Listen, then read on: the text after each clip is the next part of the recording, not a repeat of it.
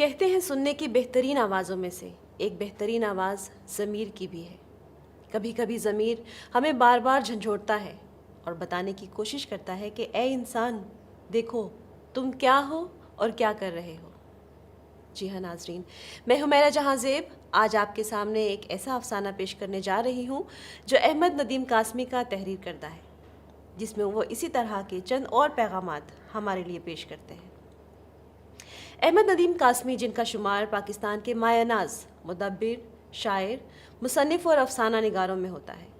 آپ 2 نومبر 1916 میں پیدا ہوئے اور 2006 میں 90 سال کی عمر میں آپ نے وفات پائی۔ آپ کا اصل نام احمد شاہ اور تخلص ندیم تھا۔ آپ نے تقریباً 50 سے زائد کتابیں لکھی، جن میں شاعری اور افسانوں کے مجموعے خاصے مشہور ہوئے۔ آپ چونکہ خود معاشرے کے مختلف طبقات میں رہ چکے تھے تو یقیناً آپ کی تحریروں میں ان کی جھلک نظر آتی ہے۔ ہمارے ارد گرد ایسے کئی کردار موجود ہیں جن کو آپ نے اپنی تحریروں کی زینت بنائی۔ آج کی اس افسانے میں مصنف نے ایک سادہ سی دیہی زندگی کی تصویر کشی کی ہے اور افسانے کے پس منظر میں معاشرے کے چند تلخ حقائق کو بھی بیان کیا ہے۔ آئیے آج کا افسانہ سنتے ہیں۔ افسانہ سفارش۔ ایسا لگتا ہے کہ ہمیشہ نہ سہی، لیکن کبھی نہ کبھی ہم ایسے کئی کرداروں یا کردار کے چند پہلوؤں سے ضرور ملتے ہیں۔ افسانے کے کرداروں کے بارے میں آپ کو بتاتی چلوں۔ افسانے میں موجود کردار، جن میں بابو جی یعنی مصنف خود اور فیقہ کوچوان بہت اہم ہیں۔ ساتھ میں بابو جی کا نوکر، فیقے کا والد صدیقے، فیقے کی اماں، چچا شیدہ اور راج گڑھ کا کوچوان، یہ بھی اہم کردار ہیں لیکن تصوراتی طور پر موجود ہیں اور سامنے نظر نہیں آتے۔ کہانی کا آغاز اس طرح ہوتا ہے۔ محلے کی بڑی گلی کے موڑ پر 3-4 تانگے ہر وقت موجود رہتے ہیں، مگر اس روز میں موڑ پر آیا تو ایک بھی تانگا نہیں تھا۔ مجھے خاصی دور بھی جانا تھا اور جلد بھی پہنچنا تھا، اس لیے تانگے کا انتظار کرنے لگا۔ تانگے تو بہت سے گزرے مگر سب لگے ہوئے تھے۔ اچانک میں نے فیقے پہلوان کو اپنی طرف آتے ہوئے دیکھا تو پکارا، بھئی فیقے، تانگا کہاں ہے؟ تانگا لاؤ نا۔ تانگا تو بابو جی آج نہیں ہے، فیقے نے جواب دیا۔ فیقہ کوچوان کا کوچوان اور پہلوان کا پہلوان تھا۔ یہ ایک بھولے بھالے کردار کا نام ہے جو تھوڑا پریشان لگ رہا تھا۔ بابو جی کے پوچھنے پر فیقہ بتاتا ہے کہ بابا کی ایک آنکھ چلی گئی ہے، جس پر مصنف دکھ کا اظہار کرتا ہے اور پوچھتا ہے کہ کیا کوئی حادثہ ہوا ہے؟ جی نہیں بابو جی۔ پھر فیقہ اپنے والد کی کیفیت بیان کرتا ہے۔ بابا کی آنکھیں لال لال تو ہر وقت رہتی تھیں اور ان سے پانی بہتا رہتا تھا، لیکن کل کیا ہوا کہ بابا مصری شاہ بازار میں سے گزرے تو ایک حکیم سرما بیچ رہا تھا۔ بابا سرما لے آیا اور ہمیں بتایا کہ اس سے آنکھوں کی لالی جاتی رہے گی۔ حکیم نے خدا رسول کی قسم کھا کر کہا ہے اور یہ بھی کہا ہے کہ اگر آنکھوں کی لالی نہ جائے تو قیامت کے دن مجھے گردن سے پکڑ لینا۔ میں نے بھی کہہ دیا کہ خدا رسول کا وعدہ کر رہا ہے، ان کو بیچ میں ڈال رہا ہے تو ذرا سا لگا لیں۔ اماں نے بھی یہی صلاح دی۔ پھر بابا نے لقمان حکیم حکمت کا بادشاہ پڑھا اور آنکھوں میں سلائی پھیر لی۔ بس پھر کیا تھا بابو جی، قسم کھا کر کہتا ہوں، جب سے اب تک آنکھ لگی ہوئی ہے۔ رات تو چیخ چاخ کے گزار دی۔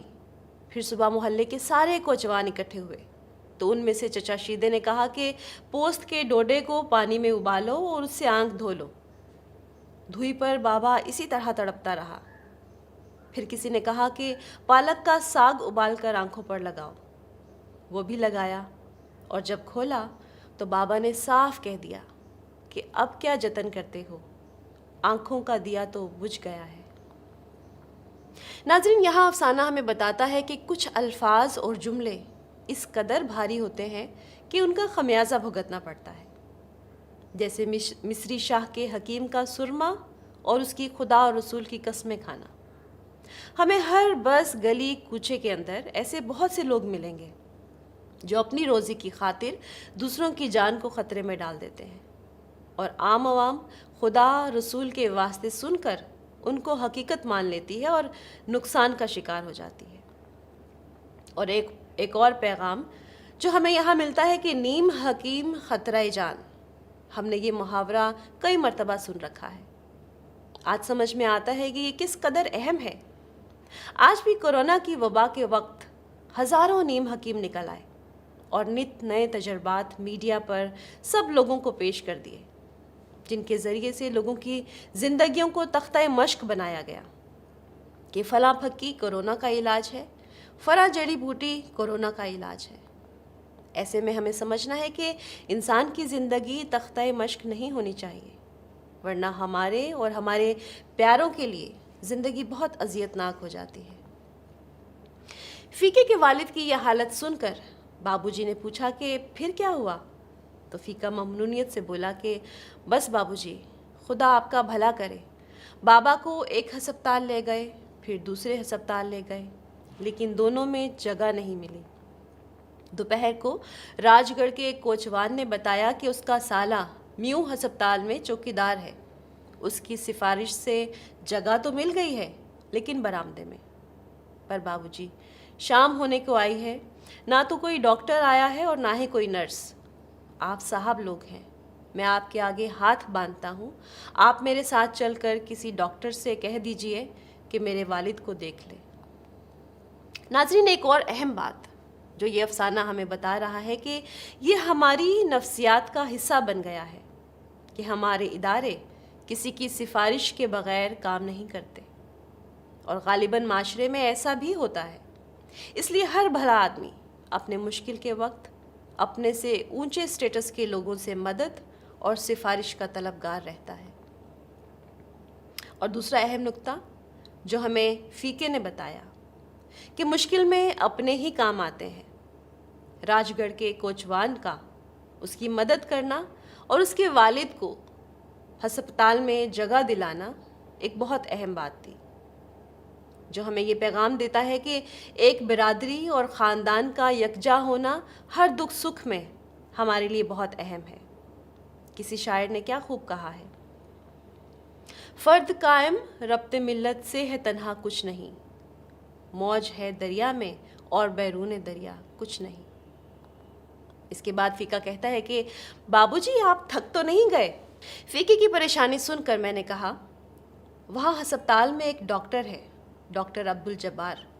اس کو جا کر میرا سلام کہنا اور کہنا کہ آپ کے والد کا خیال رکھے، کام ہو جائے گا. کام نہ ہوا تو کل میں خود تمہارے ساتھ چلوں گا. اس وقت مجھے ایک دعوت میں جانا ہے، اس لیے نام یاد کر لو، ڈاکٹر عبدالجبار. فیکا میرے بہت سے شکریہ ادا کر کے چلا گیا اور پھر مجھے ایک خالی تانگا بھی مل گیا. راستے میں ڈاکٹر جبار بھی نظر آئے، لیکن ان کا اسکوٹر تیزی سے گزر گیا اور میں انہیں بتاتے بتاتے بتا نہیں پایا، تو سوچا کہ کوئی بات نہیں، کل یہ کام کر لوں گا. اور پھر میں نے فیکے کو میو ہسپتال کے دروازے پر چوکیدار سے باتیں کرتے ہوئے بھی دیکھا، تو سوچا کہ فیکے کا کام ہو گیا ہوگا. مصنف بیان کرتا ہے کہ رات کو جب میں گھر واپس آیا تو پتہ چلا کہ فیکا آیا تھا اور کہہ گیا تھا کہ بابو جی آئیں تو مجھے بلا لیں. میں نے سوچا کہ اس وقت کون بلائے، اگر جبار صاحب ہسپتال ہی جا رہے تھے تو فیکے کا کام ہو گیا ہوگا، تو شکریہ میں صبح قبول کر لوں گا، اور اگر کام نہیں بھی ہوا تو جو بھی کوشش ہوگی کل ہی دیکھا جائے گا. ناظرین، یہاں ایک اور اہم نکتہ ہمارے سامنے مصنف پیش کرتا ہے کہ کبھی کبھار ہم فرض کر لیتے ہیں اور دوسروں کے بارے میں خود ہی اندازے لگاتے رہتے ہیں کہ یہ ہوگا وہ ہوگا، جبکہ حقیقت کچھ اور ہو سکتی ہے. اور اکثر ہم اچھائی کرنے کا سوچتے رہتے ہیں، لیکن اپنی زندگی کے جھمیلوں میں اس قدر پھنس چکے ہوتے ہیں اور سوچتے رہتے ہیں کہ کل کر لوں گا، کل دیکھ لیں گے، لیکن موقع پھر ہمارے ہاتھ نہیں آتا، کیونکہ کل کبھی نہیں آتی. کچھ دن بعد میں نے دور سے فیکے کو دیکھا تو شرمندگی کے مارے راستہ بدلنے کی کوشش کی، لیکن فیکا پہنچ گیا اور اس نے پریشانی میں بتایا کہ اس کے بابا کی آنکھ تو کب کی جا چکی ہے. میں نے کہا کہ جب آنکھ جا ہی چکی ہے تو بیچارے بڈھے کو ہسپتال میں کیوں گھسیٹتے ہو، وقت بھی ضائع اور پیسہ بھی. تو اس بات کو سن کر فیکا کہتا ہے کہ بابو جی، کیا پتا آنکھ کے کسی کونے میں بینائی کا بھورا پڑا رہ گیا ہو. دیکھیے چولہا بجھ جاتا ہے لیکن دیر تک ہم راکھ میں ہاتھ نہیں ڈالتے کہ کہیں کوئی چنگاری سلگ رہی ہو۔ ناظرین، بھورا کھانے کے ایک چھوٹے سے ٹکڑے کو کہتے ہیں جو اکثر ہمیں نظر بھی نہیں آتا، اور یہاں پر ہمیں دو پیغام ایک ساتھ نظر آتے ہیں۔ ایک بے حسی کا پیغام جس کا اظہار مصنف نے کیا، بابو جی نے کیا، کہ آنکھ تو جا ہی چکی ہے، پھر پیسے اور وقت کیوں ضائع کرتے ہو۔ یہ ایک طرح کی اخلاقی بیماری بھی ہے۔ کوئی چھوٹا ہو یا بڑا ہو، ہمارا اپنا ہو یا پرایا ہو، سب کی زندگی کی اہمیت ایک جیسی ہے، متوازن معنی رکھتی ہے، اور ہماری زندگیوں میں ہمارے بزرگوں کی کیا اہمیت ہے یہ تو ہم سب جانتے ہی ہیں۔ پھر اسے کوئی فرق نہیں پڑتا کہ وقت جا رہا ہے یا پیسہ، ہمیں ان کی خیالداری میں اپنا تن من دھن لگانا چاہیے۔ اور ایک دوسرا اہم پیغام جو ہمیں فیکا دیتا ہے وہ ہے امید کا پیغام۔ امید کا دامن کبھی نہیں چھوڑنا چاہیے۔ حالات کیسے بھی ہوں، اگر امید اور ایمان باقی ہے تو تکالیف چاہے سخت ہی کیوں نہ ہو، بھلے ختم نہ ہو، لیکن ان کو سہنے میں آسانی ہو جاتی ہے۔ جس امید کا اظہار فیکے نے کیا تھا کہ شاید آنکھ کے کسی کونے میں بینائی کا کوئی بھورا رہ گیا ہو۔ اب افسانہ فیکے اور بابو جی کے رویوں کو بہت گہرائی سے بیان کرتا ہے۔ بابا کی آنکھ ٹھیک ہونے نہیں پا رہی تھی اور فیکا بار بار بابو جی کے گھر چکر لگا رہا تھا، لیکن بابو جی کبھی کہاں مصروف اور کبھی کہاں۔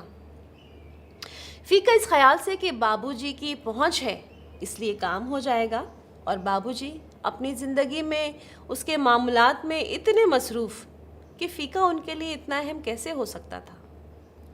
اسی طرح ہفتہ دو ہفتہ گزر گئے، جس دوران فیکے کے بابا کی دونوں آنکھیں بھی خراب ہوئیں اور ان کا آپریشن بھی ہو گیا، لیکن تمام تر وقت میں نہ تو فیکے کے چکر رکے اور نہ ہی بابو جی کی مصروفیات۔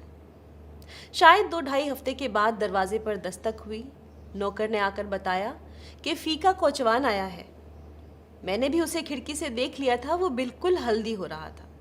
میں نے نوکر سے پوچھا کہ کیا تم نے اسے بتا دیا ہے کہ میں گھر پر موجود ہوں؟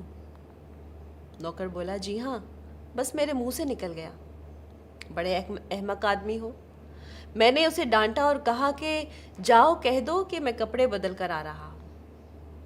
مصنف لکھتا ہے کہ کپڑے تو میں نے بدل رکھے تھے، البتہ میں اپنے تیور بدلنے کی کوشش کر رہا تھا۔ اور ناظرین، یہ ایک ایسا رویہ ہے جسے ہم اکثر جی رہے ہوتے ہیں، لیکن ہم بھول جاتے ہیں کہ یہ ہمارے ضمیر کو مار رہا ہوتا ہے۔ پھر اچانک خیال آیا کہ میں کتنا چھوٹا آدمی ہوں۔ 2 پیسے، 2 روپے، 2 لاکھ کی بھی بات نہیں، صرف 2 آنکھوں کی بات ہے، اور میں جھوٹ بولے جا رہا ہوں۔ مجھے فیکے کے سامنے اعتراف کر لینا چاہیے کہ میں اس کے لیے کچھ نہیں کر سکا۔ پھر میں نے 2 فکرے سوچے جو مجھے فیکے کے سامنے کہنے تھے، اور اس انداز سے کہنے تھے کہ اسے سچی بات بھی معلوم ہو جائے اور اسے دکھ بھی نہ ہو۔ میں باہر آیا تو فیکا بولتے ہی زاروں زار رونے لگا۔ بابو جی کچھ سمجھ نہیں آتا، بابو جی کچھ سمجھ نہیں آتا، اس کی آواز بھر آ گئی۔ میرے سوچے ہوئے فکرے آپس میں گتھم گتھا ہو گئے۔ بمشکل میں نے کہا کہ فیکے بات یہ ہے، لیکن میں بول نہیں پا رہا تھا۔ آنسوں سے بھیگا ہوا بچوں کی طرح گول گول سرخ چہرہ لیے فیکا اٹھا اور بولا بابو جی کچھ سمجھ نہیں آتا، میں شکریہ ادا کروں تو کیسے ادا کروں؟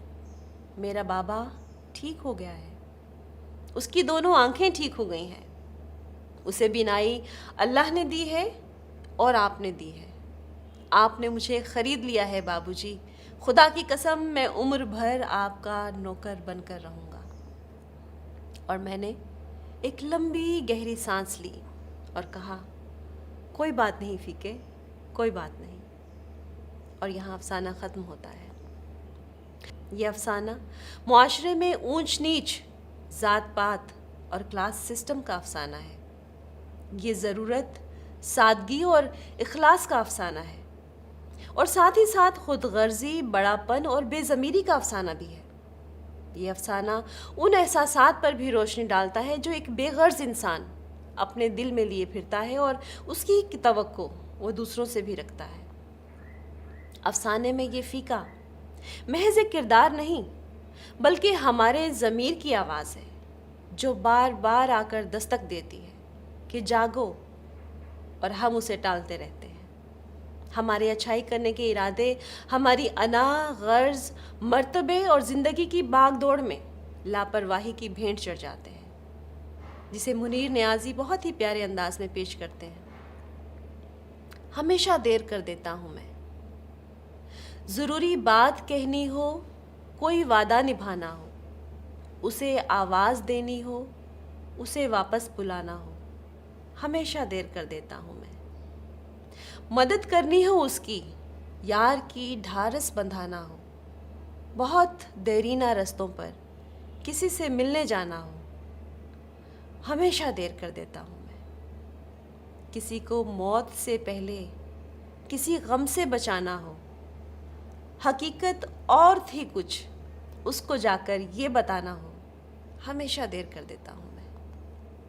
واقعی ناظرین، یہ افسانہ ایسے احساسات کی بھی نمائندگی کرتا ہے کہ جب ہم چاہتے ہوئے کسی کے لیے کچھ نہیں کر پاتے، اور کبھی کبھی ایسا بھی ہوتا ہے کہ بنا کچھ کہے غریب کی سادگی کا معاوضہ بھی خاموشی سے خود ہی وصول کر لیتے ہیں۔